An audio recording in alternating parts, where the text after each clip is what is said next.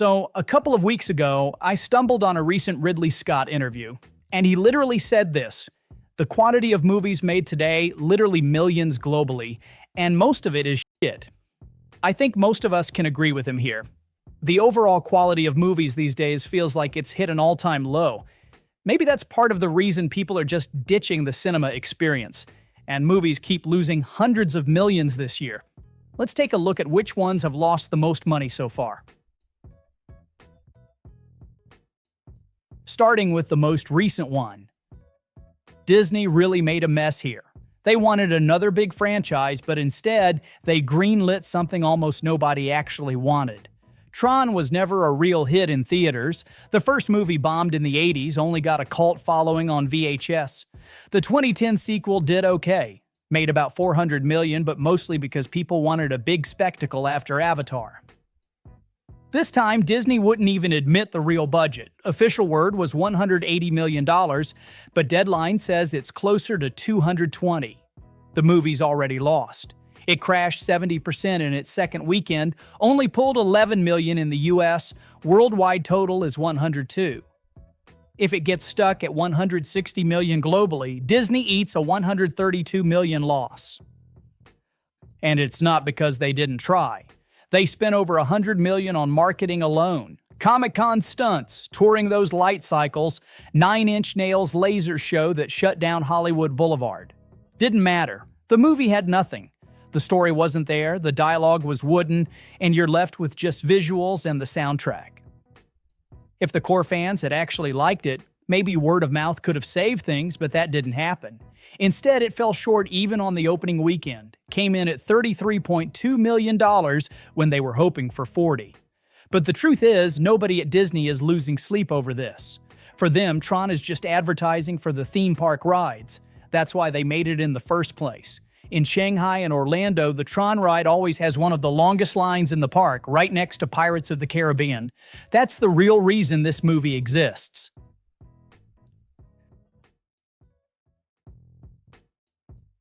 The Smashing Machine is one of those movies that proves film festivals don't mean anything at the box office. Last month, Dwayne Johnson was all over the place. Venice Film Festival, standing ovations, everybody online saying this is the best acting he's ever done. Even Nolan said as much. Johnson is playing Mark Kerr, an MMA legend. All the signals said this was a big deal. Then it opened, and yeah, nobody showed up. First weekend was just $5.9 million. That's the weakest opening Johnson's had in about 15 years. The movie cost somewhere between $50 and $60 million, but at the end it barely scraped together 18 worldwide. Third weekend it dropped 82%. It's pretty much done. Early tracking said maybe a $20 million opening, but it just didn't happen. The audience wasn't there. Probably too downbeat, too realistic, not what people want from The Rock. Although Johnson himself doesn't seem bothered, he went on Instagram, thanked everyone who watched, and said basically you can't control box office, only your own work. So he's moving on. One battle after another is another big one from this year, but compared to some of the other flops, it almost looks reasonable. Paul Thomas Anderson directs, Leonardo DiCaprio stars, and the budget is $175 million. Right now, the box office is sitting at $62 million in North America, $162 worldwide, and it might push to $200 million when all is said and done. Even with that, this thing's still going to lose over $100 million for Warner Brothers. What's interesting is that for a movie that's tanking at the box office, it's getting a ridiculous amount of awards buzz. 10, maybe 12 Oscar nominations are on the table. Anderson's finally getting his frontrunner moment, Best Director, Best Picture, DiCaprio for Lead Actor, all the big categories. Spielberg called the movie insane, said there's more action in the first hour than in every movie Anderson's ever made. Coppola and everyone else in that circle loved it. Critics are all in too, sitting at 95% on Rotten Tomatoes. Still, it was never going to make back its money. From the start, the numbers just didn't add up. Nobody was hating on DiCaprio or Anderson, it was just the math. This was the biggest, most hyped release of the fall, but to break even, it would need to get to $300 million globally, and that was always out of reach. The budget is what really killed it. In a world where Nolan made Oppenheimer for $100 million, throwing $175 at a Paul Thomas Anderson film was never a good business move. Sony's gamble on original movies and a box office packed with sequels ended up as a total faceplant here. This thing cost them a fortune right out of the gate. The studio paid $50 million just to buy it at European film market, and then there's the $45 million production budget. Add in marketing, and you're looking at an easy $100 million lost here. This was supposed to be a prestige package. Margot Robbie, Colin Farrell, Kogonada directing. Sony delayed the release from May to September, clearly hoping for a festival premiere. That didn't happen. The movie skipped the circuit entirely, which at the time made no sense for a director with Kogonada's reputation. Now it's obvious why. The studio must have seen the finished cut and realized they had a disaster on their hands. Critics trashed it right away, 37% on Rotten Tomatoes, and that's honestly fair. Audience tracking was even worse. Just 64% positive, and less than half the people who saw it would even recommend it. That's a complete rejection. The domestic opening was just $3.5 million. Globally, it managed just $8 million in its first weekend. Total box office ended up at $20 million. So basically, it's just a case of Sony burning through $100 million on a director whose previous movies barely made $3 million combined. Not every indie director is built for a giant studio project, and you can't buy event movie status by just throwing big names on a poster. There needs to be a reason for it to exist. Steven Soderbergh has been warning people for years that the mid-budget adult movie is dying. Black Bag is his latest example, and it's a shame because the movie is actually good. It's smart, not too long, and made for adults who actually want something with substance. Michael Fassbender plays George, a British intelligence agent whose wife is suddenly suspected of being a traitor. 5 possible suspects, a dangerous cyber weapon, and George is stuck choosing between loyalty to his country or his marriage. The whole thing flies by in just 93 minutes. No bloat, just sharp scenes and smart pacing. Critics picked up on it immediately. 96% on Rotten Tomatoes, all kinds of raves about how well it works. But it didn't work at the box office. The movie cost $60 million to make, but barely pulled $43 million. After just 17 days, it was pushed straight to streaming. Soderbergh saw what was happening. He called it out in interviews before and after release. He said if star-driven, moderately budgeted movies can't bring in audiences over 25 anymore, that's a serious problem. And he wasn't just whining about his own movie. He was pointing out that if this doesn't work, the studios have an excuse to kill off this kind of movie altogether. Darren Aronofsky's basically a staple for serious, dark American cinema. So when Caught Stealing was announced, expectations were sky high. This was his shot at a straight-up violent adult crime caper. Something a little closer to the mainstream, but still nuts enough to feel like an Aronofsky project. But none of that mattered at the box office. Caught Stealing came in with a $40 million budget, but worldwide it managed just $28 million. The movie couldn't even beat a 50-year-old classic. Jaws was still pulling a bigger audience over Labor Day. That pretty much says it all about where adult, R-rated, non-franchise movies stand right now. And it's not like critics weren't on board. Reviews called it violent, funny, absolutely nuts in places, and thoroughly entertaining. There were plenty saying it was Aronofsky's best since Black Swan, but positive reviews didn't translate to tickets sold. And that's the depressing part. Studios keep trying to make mid-budget originals for grown-ups, but the mid-market is still dead. People talk about how they want new stuff, but the box office keeps going to superheroes and cartoons. Caught Stealing just joins the pile of well-reviewed, well-made, totally ignored movies. And it proves Soderbergh was right. There's no place left for films like this. Jennifer Lopez is still chasing that serious actress title, and this time she went all in on a musical remake of Kiss of the Spider-Woman. The movie even had Bill Condon directing. Guy's got Dreamgirls and Beauty and the Beast under his belt.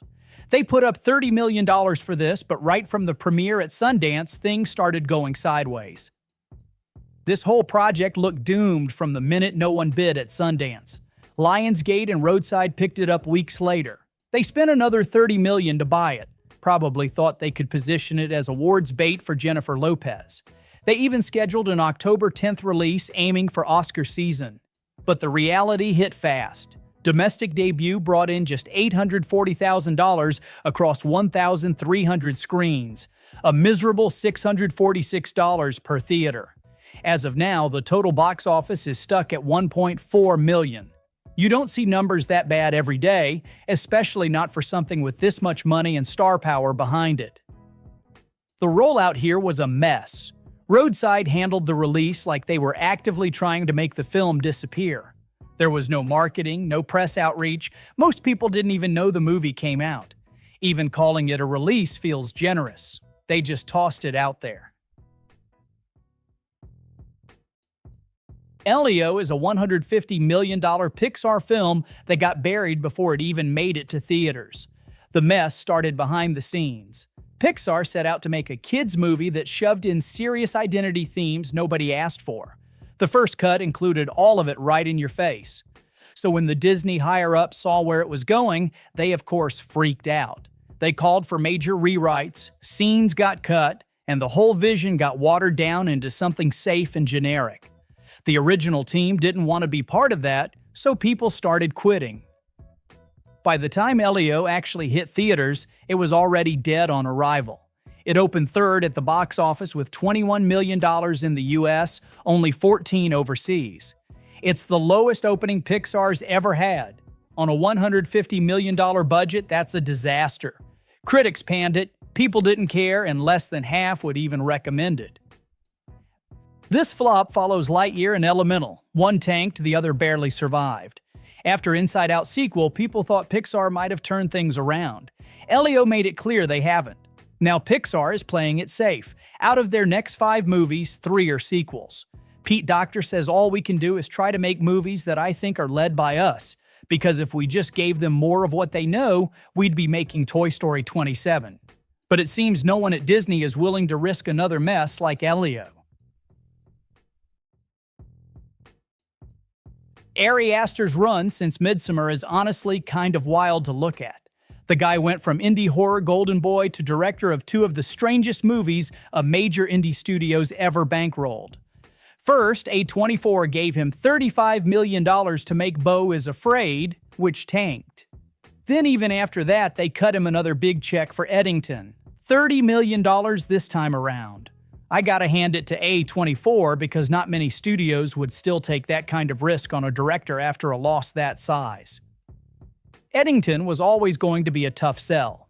It's a contemporary Western with Joaquin Phoenix, Pedro Pascal, and Emma Stone. A great cast, but not exactly popcorn material. Even if you love weird cinema, this isn't the kind of movie that's gonna dominate at the box office, especially with a release date right in the middle of summer blockbuster season. That release timing really killed it. Eddington hit theaters just after Jurassic World Rebirth, which was already eating everything in its path with an $800 million run. Then came James Gunn's Superman, which crossed $575 million and became the biggest Superman film ever.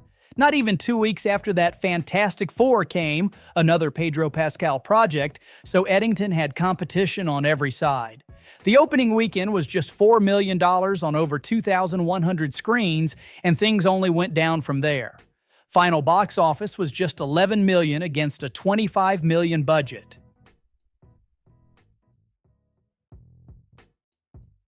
MCU used to be automatic. If Marvel slapped its logo on something, it was going to make money.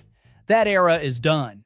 And now the studio's starting to feel what actually happens when people just don't care anymore. Thunderbolts always felt like something that should have gone straight to Disney+, not theaters. Disney kept trying to hype these B-list, C-list characters expecting the same old turnout. Instead, nobody showed up. The film landed in theaters and the numbers said it all. $180 million to make, $382 worldwide at the box office. The break-even point here is rumored to be at around $500 million, so the movie is looking at a loss of at least $100 million. Disney actually admitted it was a flop, something they almost never do. In their investor report, Disney straight up named Thunderbolts as a key reason their content sales and licensing division took a $21 million loss this quarter. That's a $275 million swing from last year. Thunderbolts didn't bomb as hard as The Marvels, which still holds the record for the lowest MCU gross at $205 million. But this is now the second worst performer in the entire franchise. Even Eternals did better, and that's saying something. Eden is the kind of movie that should have been a safe bet. Ron Howard behind the camera, a cast packed with Oscar nominees like Ana de Armas, Jude Law, Sydney Sweeney. The studio had the ingredients, but the trouble started early and just kept snowballing. The first problem was marketing. For a movie like this, you expect a real push, but the campaign was almost invisible. Eden had its big world premiere at Toronto Film Festival in 2024 and landed with mixed reviews. It took 8 months for it to find a US distributor. Vertical picked it up, but it was clear no one really believed in it. By the time Eden finally hit theaters almost a year after, the momentum was long gone. It opened to just $1 million in North America. The worldwide box office crept up to $2.4 million, but that's not even close to what a movie with this pedigree needs. Part of the problem, the movie actually leaked online 2 months before it got a real release, so that killed what little hype remained. Earlier this year, Vertical tried to break into the big leagues with Fight or Flight. It's a $40 million action flick, and for about 5 minutes, it looked like it might actually have some heat. Maybe even pull off a John Wick-style surprise. Josh Hartnett said in interviews it's from the same company that did John Wick, and you can kind of see what he means. The movie dropped on Rotten Tomatoes with a perfect 100% critic score.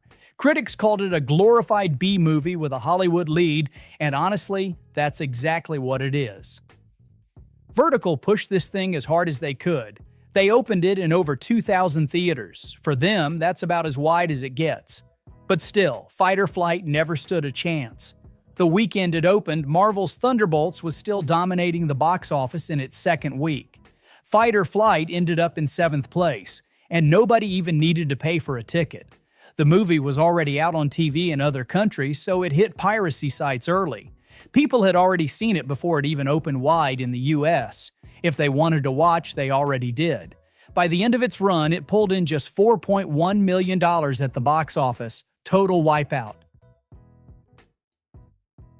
This one's already forgotten, but at the start of the year, Vertical rolled it out and took one of the biggest losses of 2025. Paul Anderson finally made his big fantasy epic. $55 million spent, Dave Bautista, Mila Jovovich, George Martin's name on the cover, and nobody gave a shit. The movie opened, made just $3.5 million, and that was it. Nobody talked about it, nobody watched it. And honestly, even people who did see it probably forgot about it by the time they got home. The pitch sounded decent enough. You've got a witch heading into the Lost Lands trying to get some magic power that lets you turn into a werewolf. They spent years trying to get it made, went through all kinds of cast ideas. At one point, Keanu Reeves and Nicolas Cage were both in the running, but the final version looks like something you'd rent out of a Redbox in 2009. Special effects were just bad. Cheap green screen, CGI straight out of 2009. There's nothing here to get excited about. The only person who seemed happy was Paul Anderson. George Martin apparently told him he'd captured the spirit of the original story better than anyone else. Good for him, I guess. Joe Carnahan's had a couple solid hits, but with Shadow Force, he hit rock bottom. This thing cost Lionsgate $40 million, maybe even $60 if you believe some reports, and you look at the final product and just wonder where the money went. The story is generic to the point of parody. 2 ex-leaders from a special forces unit fall in love, go on the run to protect their kid, and then their own team comes after them. It's like a bad R-rated Spy Kids. The cast looks good on paper. Kerry Washington and Mark Strong sign on, but they're wasted here. There's no energy, no real reason to care what happens. Critics didn't get to see it early because the studio tried to hide what they had. That never helps. Reviews came in brutal anyway. Rotten Tomatoes landed at 30%. Box office was a total wipeout. Shadow Force ended up with $5 million. Streaming helped a bit later. The movie showed up on top of the Stars charts this September. But theatrically, it was just an embarrassment for Lionsgate and for Joe Drake's run at the studio. Disney put more than $270 million into Snow White. They started with a remake of their 1937 film, then spent even more on reshoots. By the time it opened in early 2025, the whole thing was already a punchline.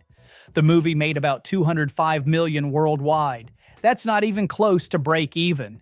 Industry estimates put Disney's loss at around $115 million. People online already hated this thing before it came out.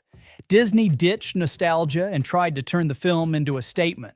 They cast Rachel Zegler as Snow White. She got hit with racist attacks. Then she gave a bunch of interviews that just made fans angrier. But the real problem was, it's just a bad movie. Bad pacing, flat performances, expensive visuals that looked fake. As soon as it tanked, Disney did what they always do. They needed a scapegoat. This time it was Zegler. Anonymous sources started leaking to the trades. Variety published a whole piece about her attitude, blamed her for everything. Same exact playbook they ran after the Marvels flopped. Blame whoever you want, but the real problem was nobody cared. The movie had no audience, and Disney had no idea how to fix it.